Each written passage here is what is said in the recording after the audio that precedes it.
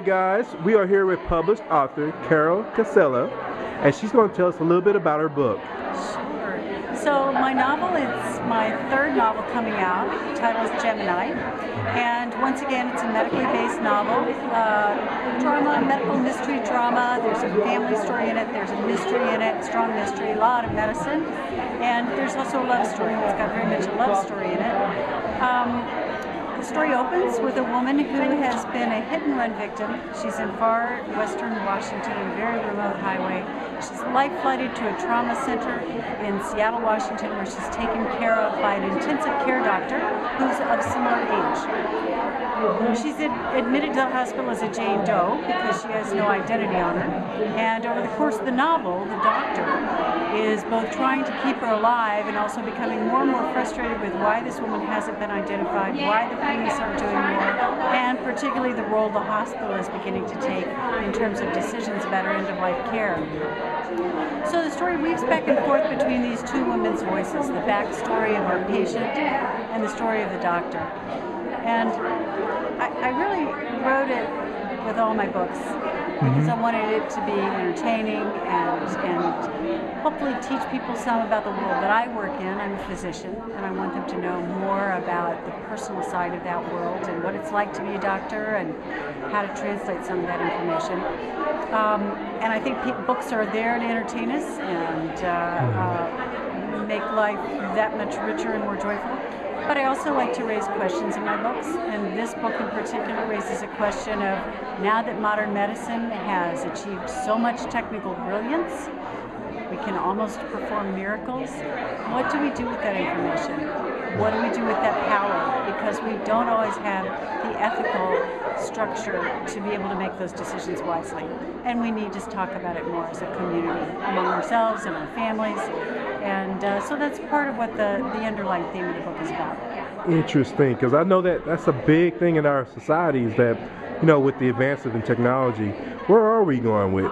Where are we going with that, you know? Well, you know, the way medicine works, particularly in this country, more has always been better. You know, we've always strived to keep people alive, to save lives, to prolong lives. And I don't think we've really spent enough time thinking about the quality of that life. Is the length of life always trumped? Does that always trump the quality of those days? And are we giving people the kind of death that people want? We all die. You know, no one's going to get away from it.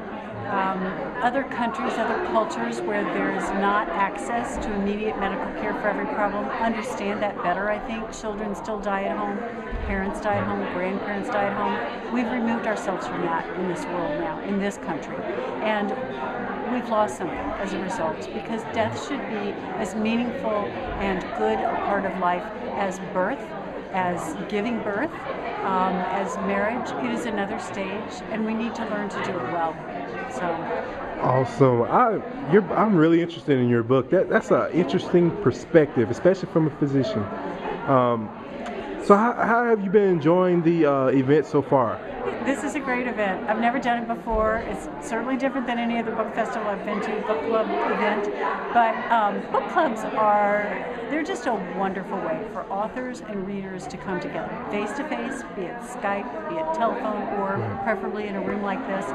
Because, you know, a book is doing a pretty miraculous thing. It's connecting my imagination to the reader's imagination in the form of these words on a page, even if we never meet.